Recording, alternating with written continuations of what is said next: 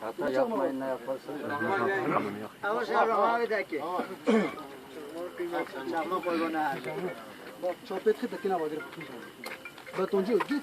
Sahibi oradadır zaten. Ya yakmasan olmaz mı? Yok bak bu da yakındır. Yok yok. Yani sizler ricam olacak. Bu halk için yok. Bu halk için bak. Bu halk sinirlendi. Eyvallah. Şimdi bak. Düşman. Yani bu halk sizi dinliyorsa da halkı dinleyin. Ya bak. Zaten biliyorsak Biz 40 yıldır bu hakkı dinliyoruz. Ya emekse karışmayın. Ya biz neyin olduğunu iyi biliyoruz. Bak bir şey sorayım. Bak Bir şey soracağım.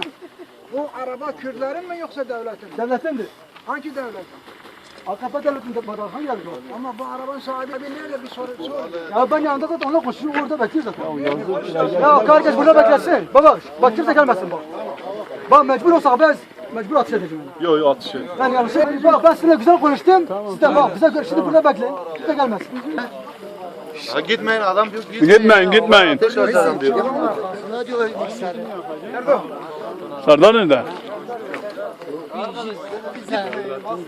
Ya herkes diyor gitmeyin.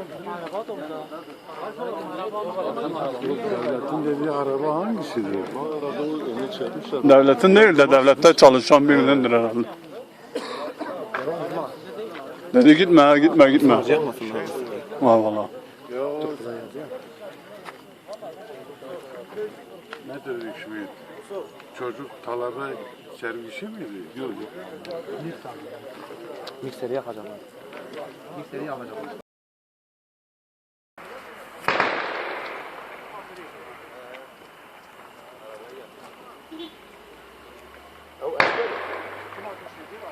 Tamam yok daha içeceğiz.